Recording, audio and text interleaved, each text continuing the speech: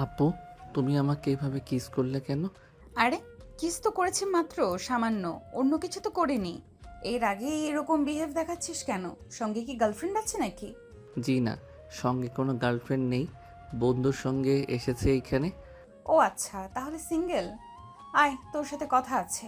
আজব তো, তোমাকে চিনি না জানি না, হুট করে বলছো যে তোমার সঙ্গে আমি যাব কেন? হ্যাঁ, এখান থেকে। আর আমার কিভাবে কিস করলে কেন? ফাজিল একটা মেয়ে। ও, তাহলে এইভাবে যাবি না তুই? বুঝতে পারছি তোর কথা। টাকা লাগবে? ওকে, টাকা দিব আমি। কি বলছো আপু? এইগুলো তোমার মাথা ঠিক আছে? ছাড়ো, আমাকে ছাড়ো। তারপর স্বাধীন তার বন্ধুকে খুঁজতে লাগে কিন্তু কোথাও পায় না। স্বাধীন রাখতে লাগে তার বন্ধুর কারণে। অন্যদিকে নেহা তার কিছু ফ্রেন্ডদের নিয়ে আসে, স্বাধীনকে জোর জবরদস্তি করে উপরের দিকে নিয়ে যেতে লাগে। তারপর একটা রুমে ঢুকে নেহার সঙ্গে ঢুকে পড়ে। বাইরে থেকে নেহার বান্ধবীরা দরজা লাগিয়ে দিয়ে চলে যায়। দেখো আপু, তুমি একদম আমার কাছে আসার চেষ্টা করবে না। তুমি যেমন ছেলে ভাবছো আমি অমন না। আমি মোটেও সুখ বিলিয়ে বেড়াই না। আমি আমার বন্ধুর সঙ্গে এখানে এসেছি। এটাই ফার্স্ট টাইম। যদি জানতাম যে নাইট ক্লাবে এসব হয় তাহলে কখনোই আসতাম না। হয়েছে, আর মিথ্যা কথা বলতে হবে না। সব ছেলেরা একই কথা বলে। দেখো আপু, তুমি মাতাল হয়ে আছো। প্লিজ একদম আমার কাছে আসবে না, তাহলে তোমার কিন্তু ভালো হবে না। আমি তো আমার খারাপ চাই, তাই ভালো তো চাই না। তাই বারবার তোর কাছে এগিয়ে আসছি, কিন্তু তুই কিছুই করছিস না। আচ্ছা, তুই কি পুরুষ? কথাটা বলে নেহা হাসতে লাগে অনবরত। তারপর স্বাধীন নেহার কাছ থেকে ধীরে ধীরে পেছনের দিকে যেতে লাগে। নেহা ক্রমশই স্বাধীনের দিকে এগিয়ে যেতে লাগে। এক পর্যায়ে স্বাধীনকে দেওয়ালের সঙ্গে চেপে ধরে ঠোঁটের সঙ্গে ঠোঁট লাগিয়ে দেয়। নেহাকে ধাক্কা দিয়ে সরিয়ে দিয়ে বলে, আরে আপু, আমি তোমাকে বলছি তুমি যেরকম ছেলে ভাবছো আমি ওই রকম না। আমি এই কাজ কখনোই করতে পারবো না। বিশ্বাস করো, আমি আমার বন্ধুর সঙ্গে এসেছি। আমাকে যেতে দাও আমার বন্ধুর কাছে। ও, তাহলে তো শরীরে কোনো বড় নারী টাচ করেনি, তাই তো? হ্যাঁ, প্লিজ ভেসে দাও আমাকে। আমি আমার সব কিছু আমার স্ত্রীর জন্য হেফাজত করে রেখেছি। কিন্তু তা তো আর হবে না বাবু। তোর এইসব এখন আমাকে দিতে হবে, তা না হলে তোর খবর আছে। তারপর স্বাধীন দরজার কাছে গিয়ে বিধা দরজা খোলার চেষ্টা করে, কিন্তু বাইরে থেকে যে দরজা লাগিয়ে দিয়ে গেছে নেহার বান্ধবীরা, সেটা আর স্বাধীন জানে না। নেহা খাটের উপর শুয়ে থেকে হাসছে আর অন্য হাতে সিগারেট টানছে আর এক হাতে ড্রিঙ্কের বোতল। আরে, যতই দরজা ধাক্কাধাক্কি করিস না কেন, কোনো কাজই হবে না। এখন আমি যা করতে বলবো তাই করবি। তুই যদি না করিস তাহলে খবর আছে। আমার এরকম মজা লাগবে না, যার জন্য জাহান্নামে পড়তে হবে আমাকে। প্লিজ আপু, আমাকে ছেড়ে দাও। দেখো, আমি পাপ কাজের সঙ্গে লিপ্ত হতে চাচ্ছি না। কিন্তু স্বাধীনের কথা যেন নেহার কান অবধি পৌঁছায় না। তার সিগারেট খাওয়া শেষ হলে গায়ে থেকে শার্ট খুলে ফেলে। নেহার শরীরে শুধু বিরা। স্বাধীন নেহার দিকে তাকিয়ে চোখ নিচু করে ফেলে। নেহা স্বাধীনের কাছে এসে মাথা উঁচু করে বলে, আহা, কি লজ্জাবতী রে! আর ঢং দেখাতে হবে না, আমি ভালো করে জানি এই সব তোর লোক দেখানো। কিরে, আয়। আপু প্লিজ ছেড়ে দাও, আমি মার কাছে যাব। ধ্যাৎ, তোকে বলে কোনো লাভই হবে না। কিন্তু তোকে যতই দেখছি ততই অবাক হচ্ছি। আদৌ কি তুই ছেলে নাকি অন্য কিছু রে? বিন্দু মাত্র তোর মধ্যে ফিলিংস নেই। একটা সুন্দরী মেয়েকে কেউ দেখে পাগল হয়ে যায়, তোর সামনে শুধু। দেখুন আপু, আমি তো আগেই বললাম আমি ওই রকম ছেলে না। আমি আমার সব কিছু স্ত্রীর জন্য হেফাজত করে রেখেছি। প্লিজ আমাকে ছেড়ে দিন, যেতে দিন আমাকে। ধ্যাৎ, তোর সঙ্গে কথা বলে লাভ নাই। যা করার আমাকেই করতে হবে। কথাটা বলে নেহা খাট থেকে উঠে স্বাধীনের কাছে যায়। স্বাধীন ভয় পেয়ে অনবরত দরজায় কড়া নাড়তে লাগে, কিন্তু কেউ দরজা খুলে দেয় না। নেহা স্বাধীনের কাছে গিয়ে কলার চেপে ধরে এক ঝটকায় টান দিয়ে খাটের উপর নিয়ে গিয়ে পড়ে যায়। নেহা গিয়ে স্বাধীনের শরীরের উপর বসে পড়ে। তারপর এক এক করে স্বাধীনের শার্টের বোতাম খুলতে লাগে আর বুকে কিস করতে লাগে। নেহার প্রত্যেকটা স্পর্শে স্বাধীন কেঁপে উঠতে লাগে, যেন নিজেকে আর সামলাতে পারবে না সে। এক পর্যায়ে স্বাধীনকেও সম্পূর্ণ উলঙ্গ করে ফেলে নেহা। উলঙ্গ হয়ে যায় স্বাধীন। নেহার দিকে তিক্ত দৃষ্টিতে তাকিয়ে থাকতেই উত্তেজিত হয়ে পড়ে। তারপর নেহা স্বাধীনকে কিস করতে লাগে। অনবরত স্বাধীনের অমত থাকা সত্ত্বেও নেহার প্রত্যেকটা কিসের রেসপন্স করতে লাগে। এভাবে কেটে যায় প্রায় 5 মিনিট। নেহাকে উপর থেকে সরিয়ে খাটের উপর শুয়ে দিয়ে স্বাধীন নেহার শরীরের উপর উঠে পড়ে। তারপর নেহাকে আদর দিতে লাগে। স্বাধীনের এই রূপ দেখে অবাক হয়ে যায়। 1 ঘন্টা পর পুরো ঘরটা নিস্তব্ধ হয়ে গেছে। দুইটা শরীরে ঘন ঘন নিঃশ্বাস ফেলছে। এসি চলছে, তারপর দুইটা শরীর ঘেমে একাকার। নেহা স্বাধীনকে তার বুকের সঙ্গে শক্ত করে জড়িয়ে চুলগুলো নিয়ে খেলা করছে। স্বাধীন যখন বুঝতে পারে যে কাজ করেছে, অন্যায় করেছে, তখন নেহার উপর থেকে উঠে পড়ে। ঘরে এক কোণে গিয়ে হাঁটু উঁচু করে থুতনি লাগিয়ে কান্না করতে লাগে। নেহা স্বাধীনের কাণ্ড দেখে অবাক হয়ে যায়। কিরে, তোর আবার কি হলো? হাসি খুশি আনন্দ করার সময় তো দেখলাম তুই ভালোই, এখন ওইভাবে কান্না করছিস কেন? সেখানে কান্না করার কথা আমার, সেখানে তুই। আপু, তুমি যা আমার সঙ্গে করেছো তা একদমই ঠিক করনি। আমি তোমাকে অভিশাপ দিলাম, তোমার বিয়ে হবে না। আর যদি বিয়েও হয়, এমন হাজবেন্ড পাবে যে অনেক বাজে থাকবে আর লুচ্চা হবে। কি বললি? বিয়ে? তাও আবার আমি? অসম্ভব। আমি এনজয় করব আর উপভোগ করব লাইফটাকে। বিয়ে করে নিজের জীবন নষ্ট করব কেন? এর জন্যই তো বিয়ে করি না, কোনো বয়ফ্রেন্ডও নেই, উল্টো ঝামেলায় কেন পড়তে যাব? কি, তুমি এত বাজে একটা মেয়ে? বাজে কথাটা শুনে নেহার কেন জানি অনেক খারাপ লাগে। খাট থেকে উঠে ওই অবস্থাতে স্বাধীনের কাছে এসে ঠাস ঠাস করে থাপ্পড় লাগিয়ে দিয়ে বলে, উত্তর বাচ্চা, কি বললি? আমি বাজে মেয়ে, তাই না? আর তোরা কি, হ্যাঁ? এক মেয়েকে নিয়ে সুখে থাকতে পারিস না? তোদের 1000টা মেয়ে লাগে, আবার বলছিস আমরা বাজে? তোদের মতো কুত্তার বাচ্চাদের জন্য অনেক মেয়ের জীবন নষ্ট হয়ে যায়, অনেক মেয়ে সুইসাইড পর্যন্ত করে ফেলে তোদের জন্য। কি বলছেন এইগুলো আপনি? আর আমাকে মারলেন কেন? আমি আবার কোন মেয়ের জীবন নষ্ট করলাম? তুই না, কিন্তু তোর মতো ছেলে মানুষই অনেক খারাপ। আচ্ছা ওয়েট, তুই বের হয়ে যা, কিন্তু হ্যাঁ, কখনো এসব কথা কাউকে বলতে পারবি না। আপু, আপনার টাকা আপনার কাছে রাখেন, আমার লাগবে না। আর হ্যাঁ, আজ যা আমার সঙ্গে করলেন তার জন্য আপনাকে একদিন না একদিন দেখেন পস্তাতে হবে। আরে যা যা এখান থেকে। কথাটা বলে নেহাকে খাটের উপর কাঁথা দিয়ে ঘুমিয়ে পড়ে। স্বাধীন ফ্লোর থেকে তার পোশাক উঠিয়ে পরিধান করে নেয়। তারপর দরজার কাছে এসে দাঁড়িয়ে কড়া নাড়তে যাবে, দেখে দরজা খোলা। স্বাধীন দেখে অবাক হয়ে যায়। একটু আগে এই দরজা কতবার নক করেছে, কিন্তু খুলিনি। এখন দরজা সঙ্গে হাত লাগার সঙ্গে সঙ্গেই খুলে গেল। আর কোনো চিন্তা না করে রুম থেকে বেরিয়ে যায় স্বাধীন। শেষবার নেহার দিকে তাকাই, দেখে একটা মায়াবী মেয়ে খাটের উপর শুয়ে আছে। যেন কেউ দেখে বুঝতে পারবে না এই মেয়েটা এত জঘন্য। স্বাধীন সেদিকে এক পলক তাকিয়ে আবার যেতে লাগে। নিচে এসে দেখে তার বন্ধু সোফায় বসে চিন্তা করছে কি যেন।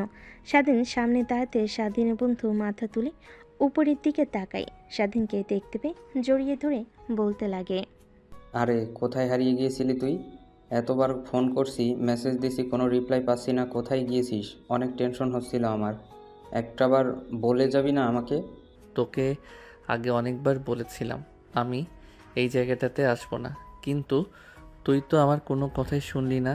বললি যে ভাবি এইখানে আসবে। আচ্ছা, এখানে যারা আছে প্রত্যেক মেয়ে কি বাজি নাকি? কেন রে, হঠাৎ এই প্রশ্ন করছিস যে? স্বাধীন ভাবতে লাগে, সজীবকে বল আদৌ কি ঠিক হবে? নেহা তো বলেছে যেন কাউকে না বলি, তাই বলল না কিছু। না বলে স্বাধীন তার বন্ধুকে নিয়ে নাইট ক্লাবের বাইরে চলে আসে। তারপর গাড়ি করে স্টার্ট দিয়ে বাসার দিকে যেতে লাগে। আরে তুই কিন্তু বললি না নাইট ক্লাবে হঠাৎ করে কোথায় হারিয়ে গিয়েছিলি? ফোন দিলাম, ফোন রিসিভ করছিস না। তুই আমার কথা এড়িয়ে যাচ্ছিস কেন? কিছু হয়েছে? আরে না, কিছুই হয়নি। আসলে আমার নাইট ক্লাবের মধ্যে থাকতে বিরক্ত লাগছিল, তাই একটু বাহিরে এসেছিলাম হাওয়া খাওয়ার জন্য। আর কখন যে প্রকৃতির মাঝে হারিয়ে গিয়েছিলাম, তোর ফোন ধরতে পারি নাই। কিন্তু তুই তো ওপর থেকে আসলি, যেখানে হোটেলে, ওইখানে তো সব কাপলরা একসঙ্গে রাত কাটায়। তার মানে কি তুই? স্বাধীন তার বন্ধুর কথা শুনে রাগী দৃষ্টিতে সেই দিকে তাকায়। স্বাধীনের বন্ধু সজীব স্বাধীনকে তাকানো দেখে হেসে ফেলে। তারপর গাড়ি স্টার্ট দিয়ে পুনরায় বাসার দিকে যেতে লাগে। বাসার সামনে এসে হর্ন দিতেই দারোয়ান এসে দরজা খুলে দেয়। গাড়িটা পার্কিং লটে রেখে তাদের ফ্ল্যাটে চলে যায়। ফ্ল্যাটে গিয়ে স্বাধীন সোজা তার রুমে চলে যায়। দরজা লক করে ওয়াশরুমে চলে যায় গোসল করার জন্য। যতক্ষণ না গোসল করবে ততক্ষণে শরীর পরিপাক হতে পারবে না। তারপর গোসল করে বাইরে বের হয়ে মাথার চুল তোয়ালে দিয়ে মুছতে লাগে। ঠিকমতো এমনতো অবস্থায় স্বাধীনের ফোন বাজতে লাগে। স্বাধীন অন্য হাত দিয়ে ফোন হাতে নিয়ে দেখে তার মা ফোন করেছে। ফোন রিসিভ করে স্বাধীন বেলকনিতে চলে যায়। হ্যালো, আসসালামু আলাইকুম। এত রাতে ফোন করেছো যে, কিছু কি হয়েছে বাড়িতে? না রে বাবা, কিছুই হয়নি। আসলে তোর কথা অনেক মনে হচ্ছিল। তোর বাবা বাসায় নেই, অফিসের কাজে সিলেট গিয়েছে, একা বাসায়। তাই ভাবলাম তোর সঙ্গে একটু কথা বলি। আপু কোথায় গিয়েছে? আপু অন্তত বাড়িতে আছে। হ্যাঁ, আছে তো। তোর আপুর পরীক্ষার রেজাল্ট বের হয়েছে, ভার্সিটিতে ভর্তি হওয়ার জন্য প্রস্তুতি নিচ্ছে। তোদের ওইখানে নাকি সুন্দর আর নামকরা একটা ভার্সিটি আছে, ওইটাতে লেখাপড়া করবে। এর জন্য অনেক পরিশ্রম করছে। ও আচ্ছা, তাহলে তো ভালোই হয়, তাই না? তুমি কি খাবার খেয়েছো? হ্যাঁ, খাবার খেয়েছি। কিন্তু তুই খাবার খাসনি? হ্যাঁ মা, একটু পড়লাম, তাই এখনো খাবার খাইনি। এখন খাবার খেতে যাব, ঠিক তখনই ফোন করেছো। তারপর স্বাধীন তার মায়ের সঙ্গে বেশ কিছুক্ষণ বেলকনিতে দাঁড়িয়ে কথা বলতে লাগে।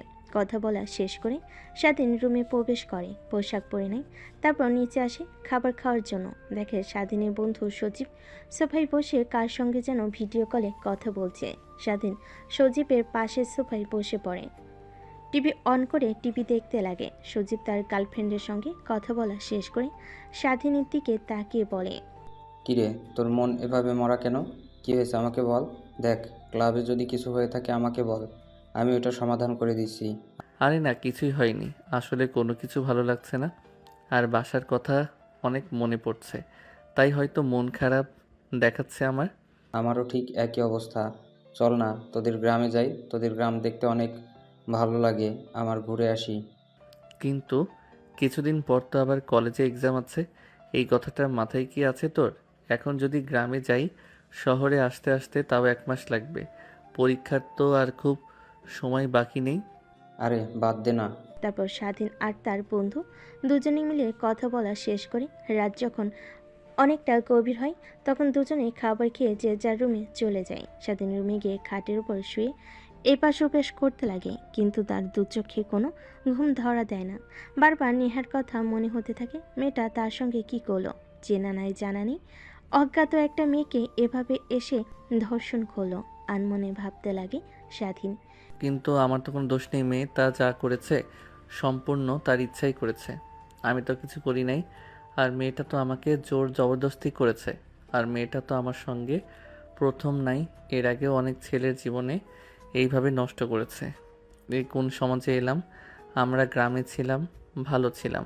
গ্রামে সব মেয়েরা ছেলেদের দেখে ভয় পেত, শহরে দেখি পুরোটাই ভিন্ন। শহরের মেয়েদের দেখে ছেলেরা ভয় পায়। এসবই কথা ভাবতে লাগে স্বাধীন 3 মাস পর। আচ্ছা বাবা, তোর বোন তো তোদের এই শহরে ইউনিভার্সিটিতে চান্স পেয়েছে। দুই ভাই বোন একই বাসায় থাকতে পারিস না? দুজনে আলাদা থাকিস কেন? আরে মা, তোমার যে বজ্জাত ছেলে, আমি কতবার করে ফোন করে বলি, ভাই আমার বাসায় আয়, ও আসেই না। একটা ফ্ল্যাট নিয়ে আমি আর আমার এক বান্ধবী থাকি, 2টা রুম ফাঁকাই পড়ে থাকে, ও এসে থাকতে পারে না। আরে আপু, তুমি তোমার বান্ধবীকে নিয়ে থাকো, ওইখানে আমি গেলে তোমার বান্ধবী কি মনে করবে বলো তো? এর কারণেই আমি যাই না। আরে না, কিছুই মনে করবে না। এইভাবে খাওয়া দাওয়ার পর্ব শেষ হয়। তারপর যে যার রুমে গিয়ে ঘুমিয়ে পড়ে। পরের দিন সকালবেলা স্বাধীন আর তার বোন ঘুম থেকে উঠে রওনা হয় ঢাকার উদ্দেশ্যে। প্রায় 4 ঘন্টা পর ঢাকায় এসে পৌঁছে স্বাধীনের বোন। স্বাধীনকে জোরাজুরি করতে লাগে, কারণ তার হাতে বড় একটা লাগেজ ছিল যা একা পরিবাহী করতে পারবে না। তার বোনের অনেক জোরাজুরিতে লাগেজ নিয়ে স্বাধীন তার বোনের বাসায় যায়। কলিং বেল দিতেই একটু পরে একটা মেয়ে এসে দরজা খুলে দেয়। স্বাধীন সামনের দিকে তাকিয়ে ভয় পেয়ে যায়। মেয়েটাকে দেখে কিছুটা পিছিয়ে সরে যায়। আরে এখানে দাঁড়িয়ে আছিস কেন? আয়, বাসার মধ্যে আয়। না আপু, আমি বাসার ভিতরে প্রবেশ করব না। আমায় যেতে হবে আমার হোস্টেলে। তুমি যাও, আর ভাই কোনো সমস্যা হলে আমাকে ফোন করো। রাস্তার অপোজিট সাইডে আমার হোস্টেল। দেখ কি বলছি, রাগ উঠাস না, কিছু খেয়ে তারপর যাস। স্বাধীন অনবরত নাক করতে লাগে, কিন্তু তার বোন স্বাধীনের কোনো কথা না শুনে রুমের ভিতর নিয়ে যায়। দরজা লাগিয়ে খাবার টেবিলে বসে স্বাধীন অপেক্ষা করতে লাগে। স্বাধীনের বোন কিচেন রুমে যেতে নেহা এসে স্বাধীনের পাশে বসে পড়ে। তুই সামিয়ার ছোট ভাই। নেহার কথা শুনে স্বাধীন মাথা দিয়ে হ্যাঁ বোঝায়। এইটা তোর সঙ্গে কি করলাম আমি? প্লিজ সামিয়াকে কিছু বলবি না, ও আমাকে ভুল বুঝবে। না, আমি আপুকে সব কথা বলে দেব। আর তুমি একটা বাজে মেয়ে, তোমার সঙ্গে আমার আপুকে রাখবো না। তোমার সঙ্গে থাকতে নিলে আমার আপু তোমার মতো খারাপ হয়ে যাবে। প্লিজ সামিয়াকে এসব কথা বলিস না। আর ওই দিন তোর সঙ্গে ভুল করে এসব করে ফেলেছি। আসলে আমিও ফার্স্ট টাইম গিয়েছিলাম নাইট ক্লাবে, ড্রিঙ্ক করে মাতাল হয়ে গেছিলাম, তারপর তোকে কিস করেছিলাম। কি? বাট তোমাকে দেখে আমার বিন্দুমাত্র মনে হয়নি যে তুমি প্রথমবার এসেছো। বিশ্বাস কর, সত্যি বলছি, ওই বাড়ি আমার প্রথম ছিল। নেহার কথাটা শেষ হওয়ার আগেই স্বাধীন বোন হাতে 3 কাপ কফি বানিয়ে সেইখানে আসে। তারপর নেহাকে উদ্দেশ্য করে বলে, কি রে, তুই আমার ভাইয়ের সঙ্গে কি কথা বলছিস? ও অনেক লাজুক, অচেনা কোনো মানুষের সঙ্গে কথা বলে না একদমই। তা তো দেখতেই পাচ্ছি নিজ চোখে। আচ্ছা, তুই যে বলতি তোর ভাই আছে, রাস্তার অপোজিট সাইডে একটা হোস্টেলে থাকে, কখনো আমার সঙ্গে দেখা করিসনি, এটা কি তোর ভাই? হ্যাঁ। তারপর নেহা স্বাধীনের বোন 3 জনে বসে আড্ডা দিতে লাগে। অনেকটা সময় পার হয়ে যায়। এমন সময় নেহা বলে ওঠে, আচ্ছা, একটা কাজ করলেই তো পারিস নাকি? তোর ভাইকে আমাদের সঙ্গে রাখলি, ও তোর ভাই আমারও ভাই। আমাদের তো এমনিতেই 2টা রুম ফাঁকা পড়ে থাকে, হোস্টেলে থাকে কি খায় না খায়, এমনিতেই অনেক চিকনা। নেহার কথা শুনে স্বাধীন বেশম খেয়ে ওঠে। নেহা জগ থেকে গ্লাসে পানি ঢেলে স্বাধীনের দিকে এগিয়ে দেয়। স্বাধীনের বোন মাথায় হাত বুলিয়ে দিতে লাগে। কি রে, তোর আবার কি হলো? আচমকা বেসন খেয়ে উঠলি কেন? আর নেহা তো ঠিকই বলেছে, তুই হোস্টেলে থাকিস, কি খাস না খাস, এর থেকে আমাদের এখানেই থাকিস। দেখো, আমি ছেলে মানুষ, তোমার হয়তোবা কোনো সমস্যা না হতে পারে আপু, কিন্তু তোমার বান্ধবীর সমস্যা হতে পারে। আমি হোস্টেলে ভালো আছি। আরে না, আমার কিছুই হবে না। সামিয়া যেমন তোমার বোন, ঠিক আমিও তোমার বোনের মতোই। আপনি বোন না অন্য কিছু, সেই কথা না বললাম। আমি এখানে আসলে রাতে আমার সঙ্গে সবসময় উল্টাপাল্টা কাজ করতে পারবেন আপুর চোখ আড়াল করে, তাই না? আমি একদমই আসবো না। কথাটা তার মনে ভাবতে লাগে। স্বাধীন ঠিক তখনই পাশ থেকে স্বাধীনের বোন আবার বলে ওঠে, কি রে, তুই আবার কি ভাবছিস? যা বলেছি তাই তোকে করতে হবে, কোথাও যেতে দিব না, এখানেই থাকবি। আর হোস্টেল থেকে আগামীকাল গিয়ে সব কিছু নিয়ে আসবি। না আপু, আমি এইখানে একদমই থাকতে পারবো না। কেন থাকতে পারবি না তুই? দেখ, আমি যা বলেছি তোকে তাই করতে হবে, না হলে মা বাবাকে বলে দিব তোকে যেন পড়াশোনা করতে কোনো প্রকার টাকা না দেয়। আপু, ওইখানে আমার বন্ধু আছে, ওর সঙ্গে থাকি। আর এখানে আসলে তো আড্ডা দেওয়ার মতো কেউ নেই, তাই এখান থাকতে পারবো না। ও আচ্ছা, এ ব্যাপার। তা আমাদের পাশের রুমটা তো সবসময় খালি পড়ে থাকে, ওটাতে না হয় ও থাকলো, সমস্যা নেই, ওকেও নিয়ে আসিস কাল। হ্যাঁ, কিন্তু কোনো কিন্তু না, যা বলেছি তাই করবি। আমরা 2টা মেয়ে এক ফ্ল্যাটে থাকি, কোনো সময় যদি কিছু হয়ে যায় তখন তোরা থাকলে আমাদের সঙ্গে আমাদেরও সেফটি হলো, তোরাও আমাদের সঙ্গে থাকতে পারলি। কথাটা বলে স্বাধীনের বোন কফির মগ নিয়ে কিচেন রুমে চলে যায়। অন্যদিকে স্বাধীন নেহার দিকে তাকাতে নেহা মুচকি একটা হাসি দিয়ে সেখান থেকে উঠে চলে যায়। স্বাধীন মুচকি হাসির মানে বুঝতে পারে না, সেইখানে ধ্যান মেরে বসে থাকে। একটু পর স্বাধীনের বোন এসে স্বাধীনকে একটা রুম দেখিয়ে দেয়, অনেক পরিপাটি গোছানো একটা রুম। তারপর রুমে গিয়ে ব্যাগ থেকে পোশাক বের করে ফ্রেশ হয়ে খাটের উপর শুয়ে থাকে, বন্ধুর সঙ্গে কথা বলছিল। এমন সময় দরজা দিয়ে রুমের মধ্যে প্রবেশ করে নেহা। নেহাকে দেখতে পেয়ে স্বাধীন তড়িঘড়ি করে নিজেকে সামনে নিয়ে ফোন কেটে দেয়। আপু, তুমি আমার রুমে কিছু কি হয়েছে? না, কিছুই হয়নি, তোর সঙ্গে একটু দেখা করতে আসলাম। দেখো আপু, তোমার দিকে তাকিয়ে আমি আপুকে কিছু বলিনি, কিন্তু এখন দেখছি বলতেই হবে। কথাটা বলেই যে স্বাধীন তার বোনকে ডাকতে যাবে, ঠিক তখনই নিহা দৌড়ে গিয়ে স্বাধীনের ঠোঁটের সঙ্গে ঠোঁট লাগিয়ে দিয়ে চুষতে লাগে। স্বাধীন বড় বড় চোখ করে তাকিয়ে থাকে নিহার দিকে। প্রায় 5 মিনিট পর নিহা স্বাধীনকে ছেড়ে দিয়ে ঠোঁট মুছতে লাগে। জানিস, ওই দিনের পর থেকে আমি একদমই তোকে ছাড়া কিছুই ভাবতে পারি নাই। তোকে অনেক খোঁজার চেষ্টা করেছি, নাইট ক্লাবে অনেক গিয়েছি তোর জন্য, কিন্তু কোথাও তোকে খুঁজে পাইনি। দেখো আপু, একদমই তুমি আমার সঙ্গে আজে বাজে কাজ করবে না, তাহলে আমি এইখান থেকে চলে যাব। আপু, আম্মু, আব্বু না টাকা দিলে কি হবে? আমি কিছু একটা করে নেব। ও আচ্ছা, আমরা আজে বাজে কাজ করছি তাই না? চল তাহলে তোকে বিয়ে করে ফেলি, তখন আর তো আজে বাজে কাজ হবে না, সব বৈধতা হবে, তাই না? কি? তাও আবার তোমার মতো বাজে একটা মেয়েকে বিয়ে করব?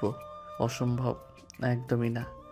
যেই মেয়ে নাইট ক্লাবে একটা ছেলেকে দেখতে পেয়ে তার উপর ঝাঁপিয়ে পড়ে, না জানি আমাকে রেখে যখন আমার থেকে সুন্দর কাউকে দেখবে তার সঙ্গে আবার ওই কাজ করা শুরু করবে।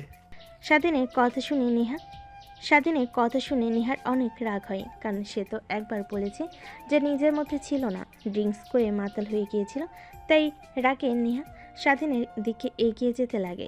ঠিক এমন অবস্থায় পিছন থেকে স্বাধীন উপর নিহাকে উদ্দেশ্য করে বলে, কি রে, তোকে পাঠালাম যে যা স্বাধীনকে ডেকে নিয়ে আয় খাবার খাওয়ার জন্য, আর তুই এসে দুজনে গল্প শুরু করেছিস।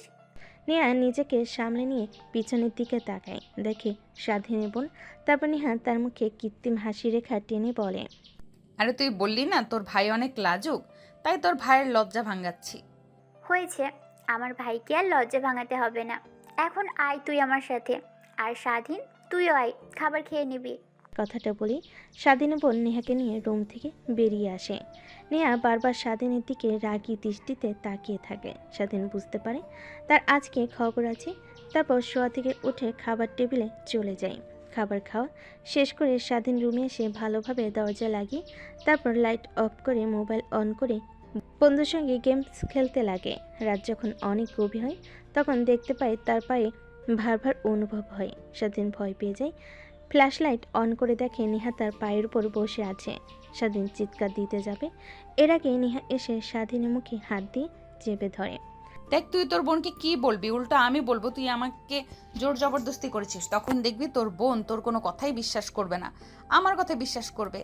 আর ওই আমি সব কিছু ভিডিও রেকর্ড করে রেখেছি, যদি চিৎকার চেঁচামেচি করিস তাহলে ভিডিওটা তোর বোনকে আর তোর বাবা মাকে দেখিয়ে দেব, তখন দেখবি তোর কি হাল করে। নেহার কথা শুনে স্বাধীনও বলতে লাগে। নেহা কিছুই বুঝতে পায় না। স্বাধীন মুখ থেকে হাত সরাতে স্বাধীন ঘন ঘন নিঃশ্বাস নিতে লাগে। আর যদি অল্প কিছুক্ষণ হাত মুখে দিয়ে রাখতো তাহলে নির্ঘাত পরপারে চলে যেত। আরে আপু, তুমি কি আমাকে মেরে ফেলতে চেয়েছিলে নাকি এভাবে মুখ চেপে ধরে? আরে তোকে মারবো কেন, তোকে তো ভালোবাসবো, আদর দেব। ভালোবাসার মানুষ কি কখনো মেরে ফেলা যায় বল? আপু, তুমি হয়তোবা ভুলে যাচ্ছ যে আমি তোমার থেকে 4 বছরের জুনিয়র। এটা কখনো সম্ভব না। কি সম্ভব না? তুই হয়তো আমার আসল পরিচয় জানিস না। আমি যা একবার চেয়েছি তাই পেয়েছি। আমি এখানে তোর বোনের সঙ্গে মা বাবার সঙ্গে রাগ দেখিয়ে তাদের সঙ্গে অভিমান করে এইখানে এসে রয়েছি। না হলে আমার আশেপাশে সব সময় সর্বনিম্ন 20 থেকে 25 জন বডিগার্ড মোতায়েন থাকতো।